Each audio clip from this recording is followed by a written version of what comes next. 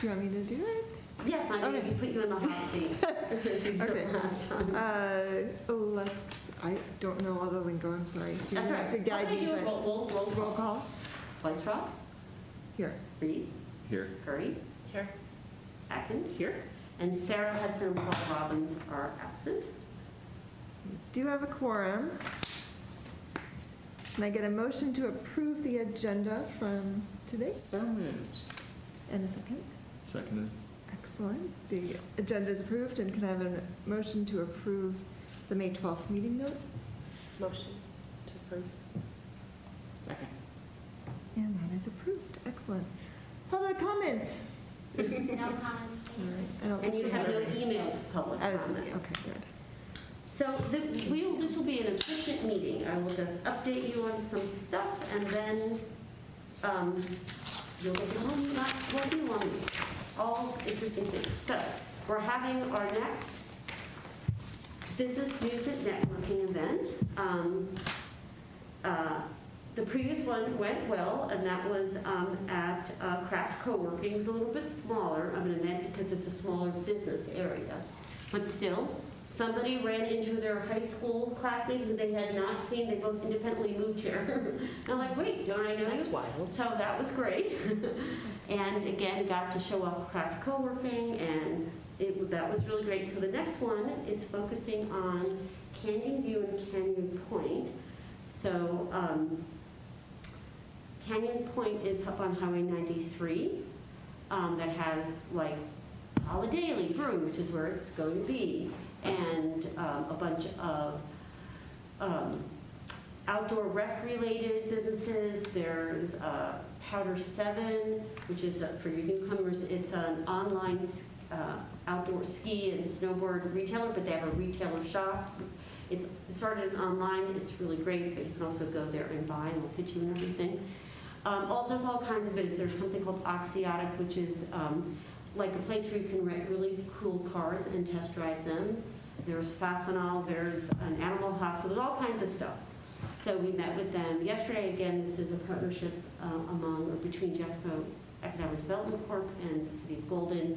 So we just confirmed everything for Holiday. Again, it's an hour, it's very efficient. I'll start emailing invitations in about 7 to 10 days before the event. Baxter, Richardson, and I knock on every door. Like divide up the areas. And the other area, I'm sorry, I forgot, is Highway 93, North Washington and Iowa, where Big Daddy's Bagels is. There's a bunch of office users there. It's a combination of office users and retail and restaurant. So, and then we'll take a break. We'll have done all the business, the non-downtown business areas, and we'll start again probably next year. We did do one last fall, and so we might just switch them all to 2023. But so anyway, they've been really, really great. It's easy to get touch points, like literally the knocking on doors is really terrific because I've met some businesses I didn't know. I don't know every business in Bolton. That would be kind of hard to do. But they're really great, and they're efficient, and they're really fun, and people like them. And it's also a way to show off the host businesses that we have. So next one, Holiday Brewing, if you haven't been, which is our really phenomenal, women-owned, gluten-free brewery in Golden. Are you familiar with it? I am familiar with it. Yes. Since you mentioned it last time, I looked it up and did some So looking at it. Karen Hertz just keeps winning award after award after award and getting the best women-owned business and a chamber award and something else in an article today. So that's that. What else do we have? So now we'll do the program updates. Okay. Oh, I sent you the link. I meant to grab an informer. So I had mentioned that in part of the sort of the revamped business communications, economic development communications, using some existing channels we're going to highlight as often as we can in the monthly informer of business that maybe not everybody knows. Now, Spyderco, do you know that one? Did you read the article? Night Manufacturer. It's totally a great story in a van going to like farmers markets, and now they're making. I never knew that's how they started. I mean, I've known them for years, but that's just a really interesting startup story. And now they have a building, and now they're adding onto that building up at Highway 93. So that is really, really great, and I'm hoping that someday the family will be able to come and meet you all. If everything goes right in this coming month, July, we're going to feature Super Tramp Campers. Made that mistake before, which is another young business that makes custom and very or customizable, but also camping shells, self-contained camping shells for pickup trucks with sustainable materials and really cool, efficient design, and very, very, they're so neat. Like, I'm not a camper and I totally want one. And they just got a $250,000 advanced industries manufacturing grant from the state of Colorado. I was able to assist them with that application. Jeffco EDC was able to assist them. And more than like letters of support, we were like reviewing their pitch deck and their write-up and so forth. It was, but mainly they got it because they're a really cool company because they have figured out different ways to make the shells and so forth that are efficient and cost-effective and really cool. So hoping Kelsey Pack will be able to come in July. If not, she'll come later in the year. But the company should be featured in the July Informer. So I think that's going well. That reaches like 15,000. What did I write? 15. It's something like 15,000 households. So that's really an efficient way to get some news out that are really interesting business community. So I'll just keep talking if that's okay. Yeah, that's so good. The next one, business retention, economic development initiatives, and prospect activity. So been meeting with some companies recently who are interested in the green hydrogen space. A more efficient way, less environmentally damaging way to use electrolysis and other methods to get hydrogen separated because it doesn't occur naturally. A lot of very, very smart startups and existing companies working on that technology in different ways. So I met with a company who's looking to move to the Jeffco area. Also met with a startup that is in Golden, Denver, Boulder already, but is getting a little bit of office space in Golden. And also there's something called Westgate, which is a new lab embedded startup program for energy transition that's going to be hosted by NREL and cooperate with mine. So I've been participating to help evaluate the various applications, and I attended part of the pitch event and last week at Mines, and very soon, I don't remember the exact number, 4 or 5, I can't remember, startups from across the country are going to be coming to live in Colorado for 2 years. They're getting a stipend, I think it's $100,000, to work out of NREL with Mines on their really interesting, very hard to understand technologies of all kinds. Fluid batteries, large ones, green hydrogen, I mean, a gazillion interesting energy, renewable energy efficiency kinds of things. So once they're selected, they'll be coming in the late summer or fall, and then we'll welcome them. So that is some of the prospect activity. I think I mentioned... Before you go on, why are people separating hydrogen? I don't know because much about that. businesses need hydrogen to make, I'm not an expert on hydrogen, to make, like, hydrogen is an energy source. Okay. The old ways of doing hydrogen, as I understand, were releasing carbon into the atmosphere and causing greenhouse gases and global warming. So lots of entities need hydrogen. And so there are a lot of companies, there are all types of, I've learned, not only is there gray, blue, and green hydrogen, there is turquoise, there are all these sort of subdivisions of hydrogen separation to get it. It's hard to do it. It's hard to store. It's hard to store. It's hard to ship. So there's companies looking at ammonia as a source, which is, As a source of energy. Yes, so hydrogen To get fuel hydrogen cells. out of it. So the hydrogen is used in a bunch of manufacturing processes. I used to be in the chemical industry. Thank you. It's like, I'm learning so much yeah. about hydrogen, but I know this much. Yeah, but it's like if you need hydrogen and are using it for fuel, like burning, to like create energy, Okay. power or whatever. It may be easier to like ship nitrogen somewhere because it's a liquid versus a gas that you have to compress and is And there's explosive. something about Yeah. the molecule is really, really small, and to separate it and store it and be able to efficiently ship it, you have to keep it really, really cold. So Yeah. sometimes it is better to Leave make it. it very close to where it needs to be, then used. And some of these companies are looking at renewable energy sources to make it and then use it on the site without emitting carbon.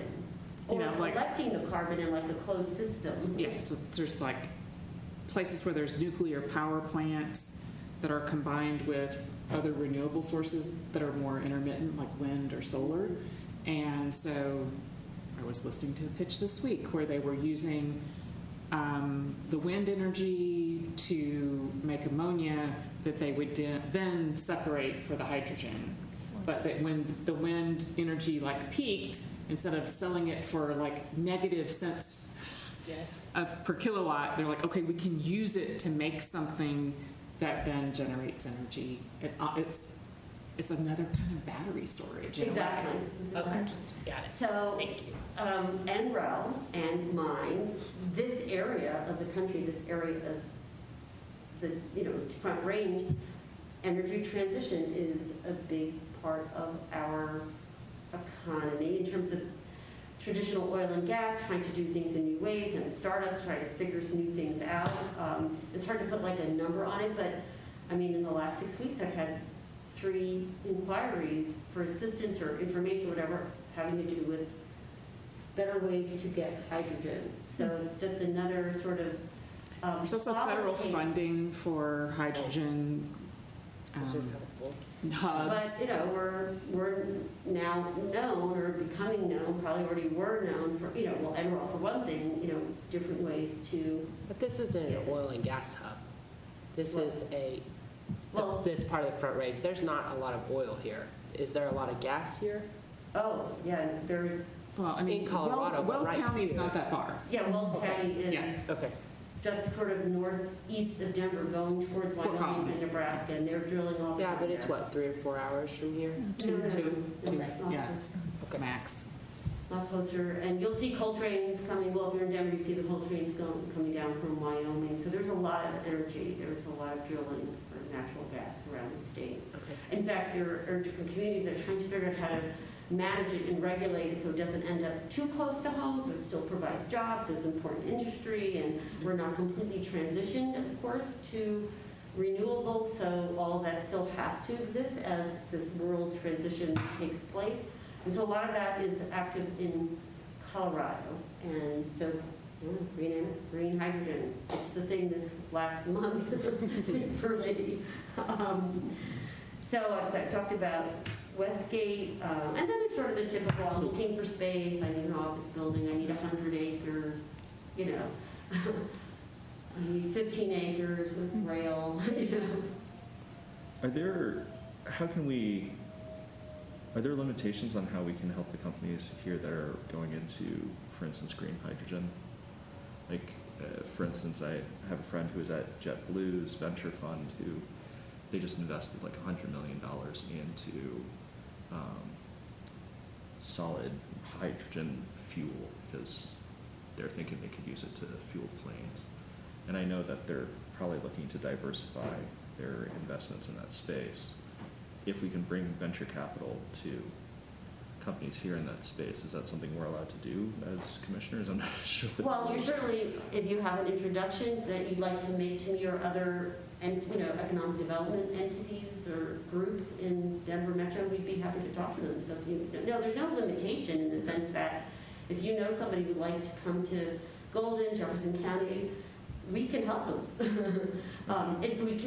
don't have 100 acres, for example, if they needed some site, sometimes there's limitations that way, like Golden doesn't have a spare business park that is undeveloped, that kind of thing. I mean, often you see through the state of Colorado, it comes down through the Denver Metro Chamber of Commerce, you'll get these, like I got one today, company looking for 100 acres, that's why someone has anywhere along the Front Range. Well, we don't have a spare commercial 100 acres in Golden. Other places do, but we don't. So what we are really can focus on here is, again, making those connections, introducing companies to resources, introducing companies to each other. If they could use a small amount of office space, yeah, we can help them with, that too. If they need a gigantic campus, Golden might not be able to host them, but we can connect them to other entities, because of course, in terms of business attraction, business retention, if it can't be Golden, then we'd love to see it in Jefferson County or Denver or Colorado, because interesting, good job creation, business investment is something that benefits our population and makes our statewide economy successful. So the answer is, if you think someone who might like to come to the area, Well, I'm more Let me know. for investing, like venture funding. Am I allowed to take my people from my personal business network and introduce them to entrepreneurs here to get why entrepreneurs don't we here? talk about that off, so that it's all, the answer is yes, but I can help you sort of figure out the right way to do that and so forth. But just, there's something like the oldest venture capital group kind of in the country is Rocky's Venture Club. Yep. And is that an event you were at? And they run pitch events and investment pools like all over the Front Range of Colorado. So there are lots of entities there. They primarily focus on companies that are either in Colorado or have some connection, like one of the ones I was listening to today. Yeah. One of their patents is actually through CSU. Okay. That's how, although they're in Washington State, but they still have a connection back here, so that's how they got connected. So I can send you some information with them. There's lots of entities. And then, like I'm looking for office space, that kind of thing, the sort of typical. And 1 million cups, which I mentioned briefly, more information will be coming, but Jefferson County through Connects Workspace has been approved for 1 million cups, which is going to be, I think it's weekly, it's going to be weekly, but they don't have a start date yet, of entrepreneurs leading and creating their own ecosystem and providing support to each other, and it's going to be up at across from you at the new Connects Workspace. So I'm on sort of the steering committee, Jeffco, other people, and more information coming. We've all gone through some training on the steering committee, listening to videos, doing questionnaires and tests and so forth, and then more to come. We're hoping in the fall. And so I met with them, and I said that when it's a little more formed, the Economic Development Commission would love to hear from them to see if there's some type of sponsorship opportunity. They were very welcome, glad to hear that, and they look forward to coming to see you. I don't know if it's going to be July or August or September. It's coming. So that's what's been happening with economic development, communications and sort of initiatives retention. On to the third one. You got an email from Rick Murby, who's the Community and Economic Development Director for the city. So I've been promoted to Economic Development Manager. So now I have to hire me. So there is a job opening on the city's website. That is a live link in your digital packet. And so it's out there. We're beginning to get some responses. So more coming on that as interviews begin to take place and blah, blah, blah. And at some point, someone will be sitting next to me. So that is good. Any questions about that one? Congratulations. Thank you. Thank you. Excited to serve in that capacity. So sales tax, I don't know if you read the summary. It's up. Yeah, looks It continues to be up. Oh, I forgot. I gave you the, I did it's only a week ago. And I even included NREL information. So you have that. I gave you 1 million cups information, more efficient than I thought. Sales tax is up. Yay. And one thing that was really interesting, I didn't send it, but you can always find, by the way, sales tax, the longer versions, on the city's website under the finance department, where they're all there. So accommodations was really up. Accommodations was one of those sectors that would have been lagging, one of the ones that, retail came back, restaurants came back, accommodations. It was up in April 73% across the state. Amazing. So I just had From the month before or not from last year? I think, let me see. I don't want to misspeak. What does it say in the summary? I don't want to misspeak on that one. What does it say? I thought it said the same month last year. I think. Okay, that makes yeah. sense. That's great. So a lot. Yes, And compared to like, last year. And there's always a little variation by neighborhood. You can see, if you look at the longer one, that you can see that the various categories like retail, general merchandise, utilities, whatever, they're beginning to go back to their pre-pandemic percentages of the total. So I think that's a good indication that the business sector is continuing to rebound and go back. Like, you may recall in wherever you were in the beginning of the pandemic, groceries went up really high because restaurants went down. Now it's going back to their former relationships, which makes sense because we're able to, be a little more normal. And the other interesting thing, which is in the detailed, is, again, for the newcomers, the voters last year approved a lodging tax for the first time. They just started being collected in January. It took a few months for some of the accommodate lodging places to figure out how to use the new tax and so forth. But as of April, it went above what the projection would be by this point. So like, That's great. 500, low 600 was a little bit faster than it was projected to be, and which coincides with the up 74%. And something that's still being worked out by council is how to spend the lodging tax, which is partly, I think, 20% for visitor impacts and partly for thriving communities. And that is a large group of things, and council is still working out what that is going to be.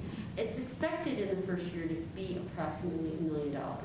So enough to do some things, not enough to do anything and everything that anybody might think could fall under those categories. But they're very, very thoughtful in their process to determine how to use that new resource. Good. That's nice that it's a little bit broader. In Texas, it is so narrow. The scope of lodging tax is so narrow that you can almost only use it for tourism or tourism-related activities downtown. So it's nice that Colorado gives some They flexibility. looked at other states when it was written, and I agree. I think there's nice to have some flexibility. Some I know quality of life, Yes. benefits for locals. For sure. thriving communities, where is that? Yeah, exactly. Is Yeah. under that, and there's a lot of things that benefits local. So more to come on that one. And the budget tracker, we didn't spend any money last month, but some bills will be coming, so that'll be good. And next month, regarding the budget, I'll just go back to what I said before. In the past, you had funded some scholarships for startups at Connects Workspace. I'm going to bring to you next month some slight tinkerings to make it a more useful program, and to put money back in that line item. But I have to do a little more analysis and write-ups before I do that to you, or bring it to you.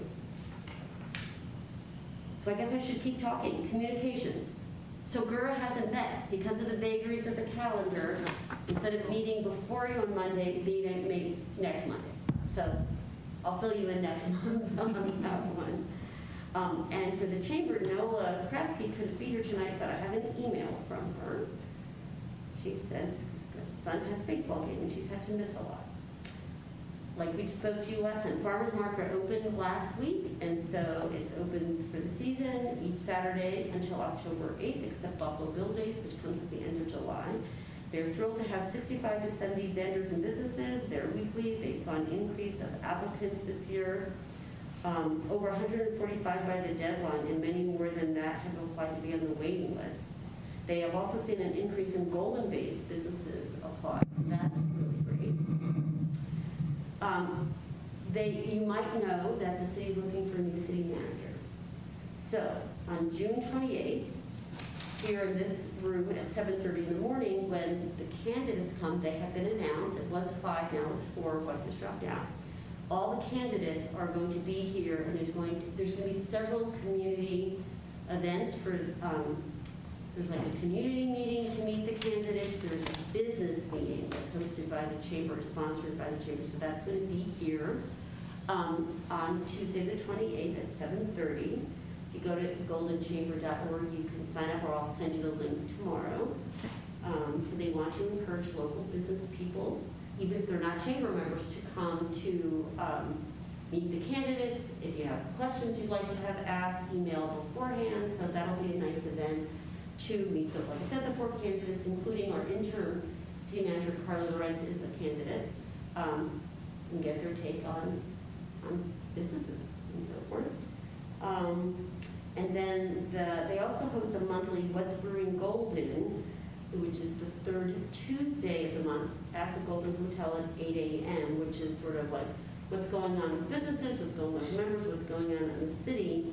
And the one on June 21st is going to focus on how downtown businesses can be successful through the busy summer months, how to manage signage, temporary signage, and what to remember about right-of-way permits and mobile vendors, which, by the way, are not allowed on city streets except in connection with a special event involving a nonprofit. So, like a restaurant, a food truck can't pull up in front of a restaurant and just start selling stuff. Because our local businesses that have would not be very happy about that. You may, if you read the Informer and keep up with city news, know that there's a lot of efforts to manage all the wonderful users and lovers of the creek in a way that is a good compromise. So if you've been on the creek in the last day, you will see that there has been a stripe has been painted on the path to try to separate traffic. There's new signage going up that is going to direct walkers, slower walkers and tubers on the north side, and cyclists and faster walkers on the south side. Tubers are being encouraged to go under the bridges as opposed to over the bridges because it gets really tight. Yeah. There are parking changes coming. The city council on Tuesday night approved, because 10 is so well used, especially on the weekend. There is going to be paid parking coming to 10th Street with 2 hours free. It's probably about time.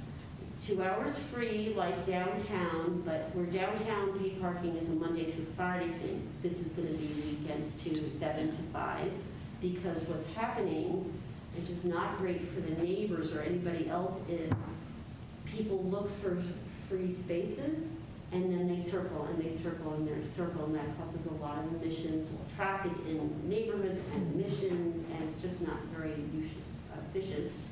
The city, the city owns several hundred parking spaces down 10th Street at what is now called the Clear Creek lot. It's a lot that the city bought from Coors, and that is free parking all around. And so signage is going up and so forth. So there's we, the city, are trying many different things to help manage all the happy users of the creek corridor. So, that is, so one of those topics is going to be addressed at this How to Be Successful Downtown, which is also going to be like right-of-way permits, and there's going to be a lot of construction downtown. On 12th Street for the last few weeks of May, fiber is being put in by one company. Another one's about to start. So they have to be accommodated. So our wonderful right-of-way inspector works really hard to minimize the negative impacts of any type of construction, moving in, moving out, tries to maximize the positive outcomes. You might have seen that Astor House broke ground, and there's construction fencing up around Astor House. Meyer Hardware is going to start really, really soon, so that is going to be a very busy block. The building, the former mortuary at 11th and Washington, have you seen the gorgeous windows that are in? And now the patios are in and the railings are in, and that is looking really great. But it's a really busy block.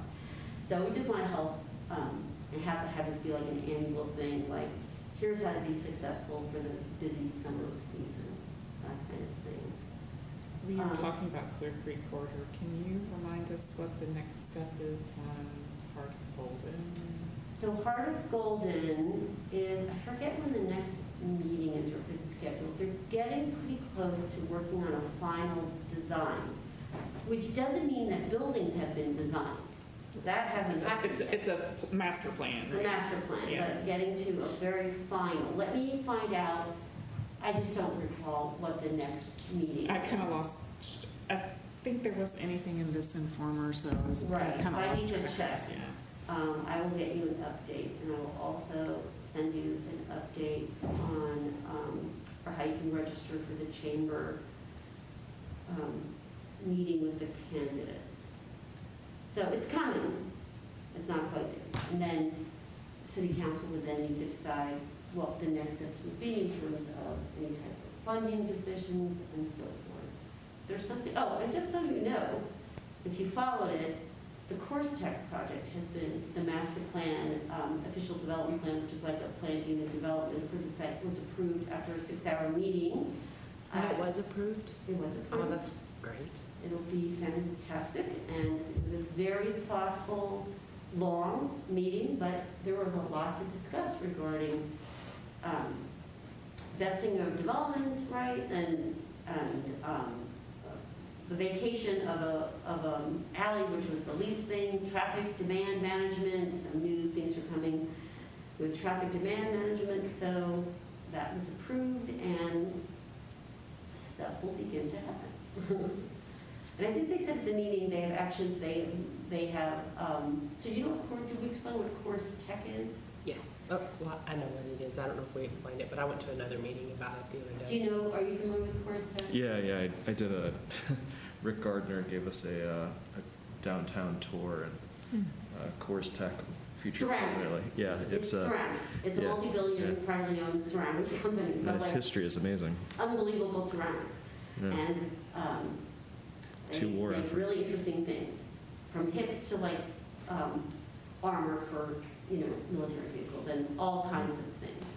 So they want to bring their headquarters back, but they're moving the manufacturing up. That site is not where the manufacturing, so the last stuff has been manufactured there. So now it will be redeveloped for their headquarters and other uses. So if you're interested in more, you can go to guidinggolden.com and look up Course Tech. But that would be a big, someone from Jeff Jansen from Jeff EDC called it a unicorn, which it actually is. And so that's coming. And community marketing met this morning, which is the Visit Golden, and that was, things are going well, and just as a reminder, Visit Golden does not use any type of paid advertising in the summer. It's unnecessary. They save any type of paid work for the shoulder and winter seasons when it gets much quieter in town. Although they still do things like Instagram and Facebook and promote events and businesses on who's doing interesting things and provide information to the community. They just reprinted the downtown map. I think the trail maps just got reprinted. They're updated the website. They just chose a new logo. Oh, So they're really fulfilling their strategic plan that was done last year. So things are going well with Visit Golden.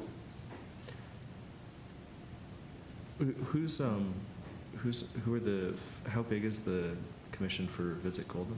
It is, the stakeholders, so that's a little bit different. It's not a commission, it's a committee. Okay. It's a little bit different. So the thing to know about Visit Golden, so there are city staff that manage the program, but the money that they spend, it's not tax dollars. It comes from the suspension of a vendor credit that vendors, when they file their sales tax remittances, if they file like early and on time, they could have gotten a little bit of a credit. I forget right now what the number is, but a number of years ago, the businesses in town, the merchants in town, decided to suspend the credit to fund marketing for the community.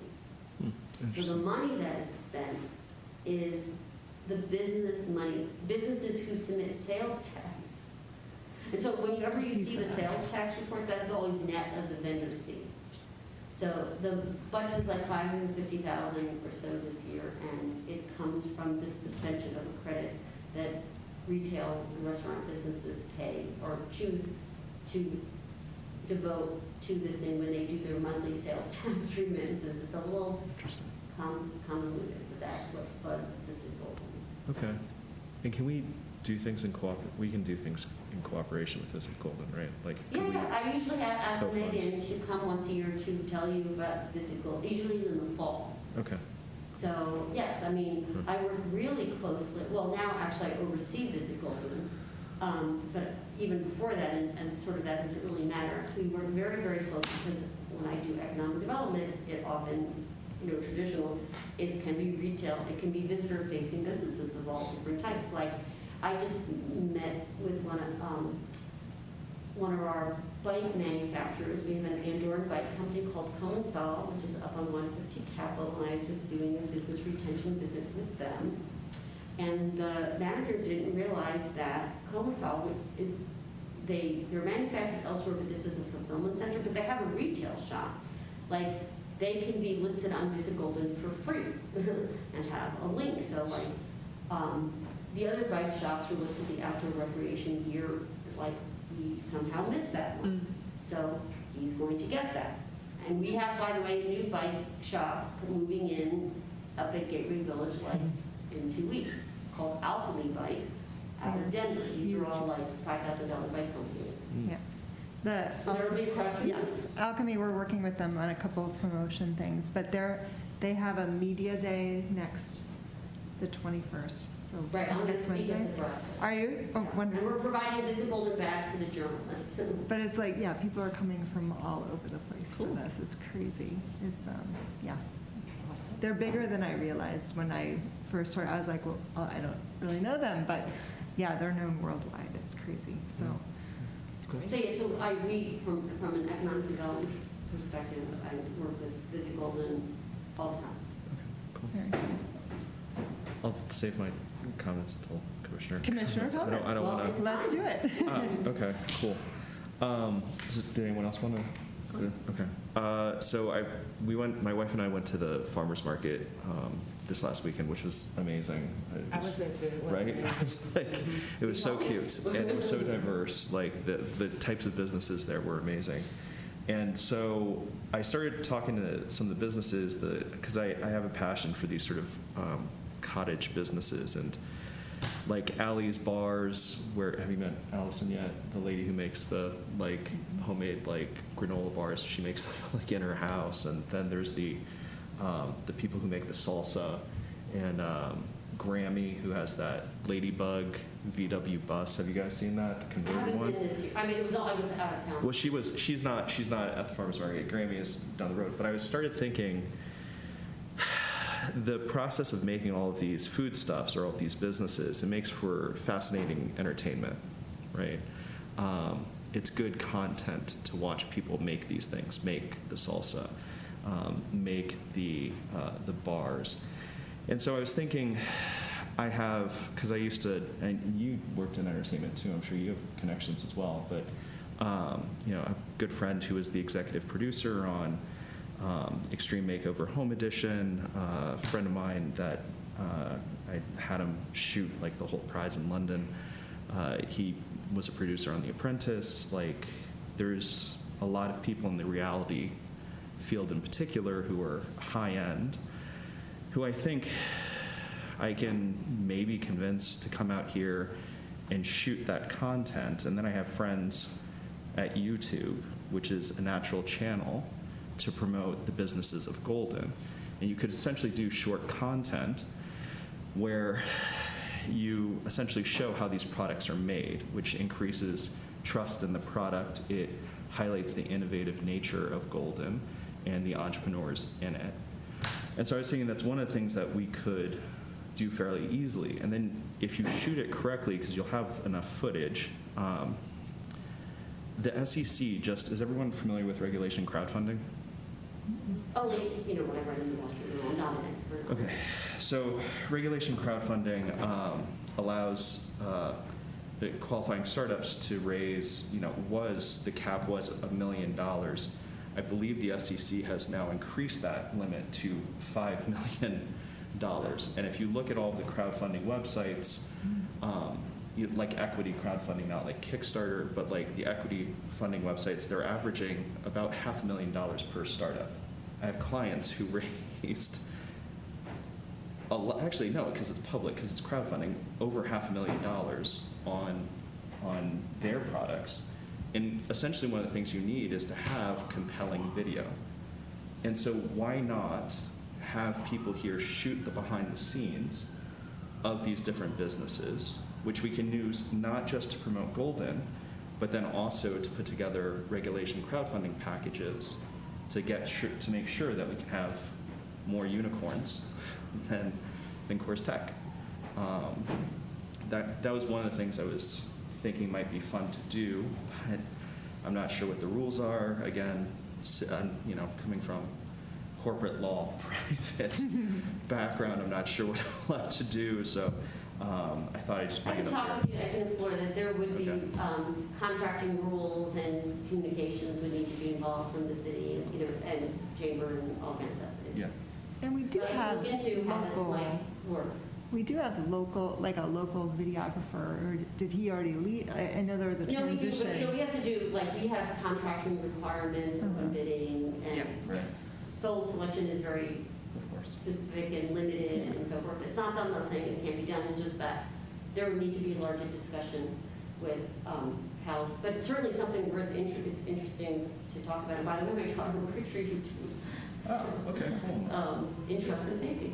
If you did a project like that through either the chamber or through a business, but then the city was a partner or a supporter of that, would it require the bidding out and all of the city requirements that It sort of goes with is, that? depend, let me do a little research and get back to you. on Because that might be an interesting way to. And certainly, I mean, if it's, for Move through example, that. chamber vendors who, we'd want to partner with them, Sure. So the answer to the question is, this is a great idea, and I will start looking into that. Cool. All right. I don't want to take too much time, but Was there something else you said that was one thing? yeah, I'll save it for the next Okay. meeting. I'll do one little thing. I don't want to take up too much time or anything. Okay. Oh, that's good, that's interesting.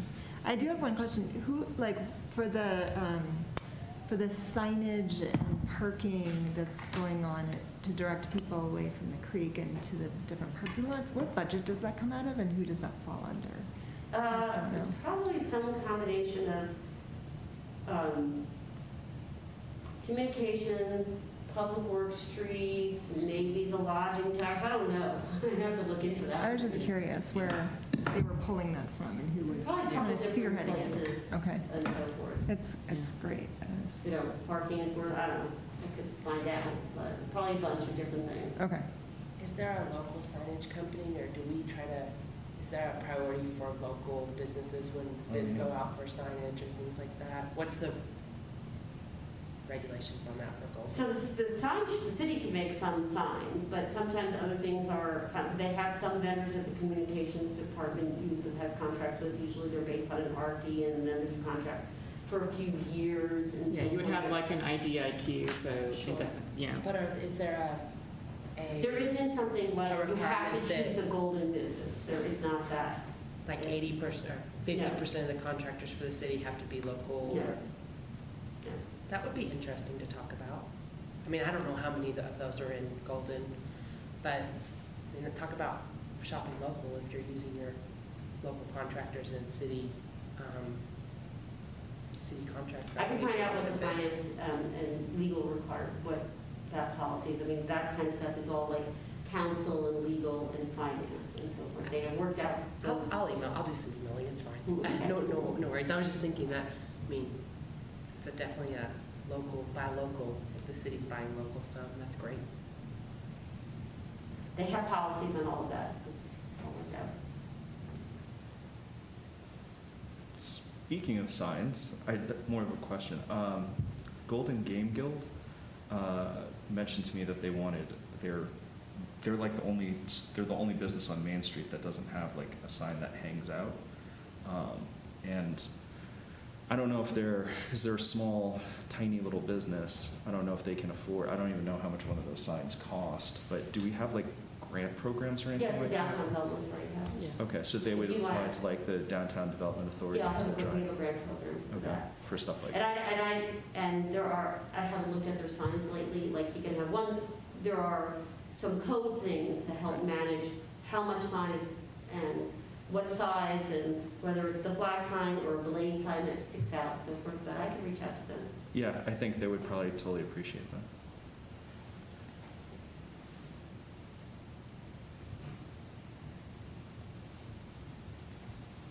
Any other comments? Do you have any? I don't. Tracy? No, I think I'm good for today, thanks. Nice event yesterday. Oh, yeah. That Thanks was to the- super nice.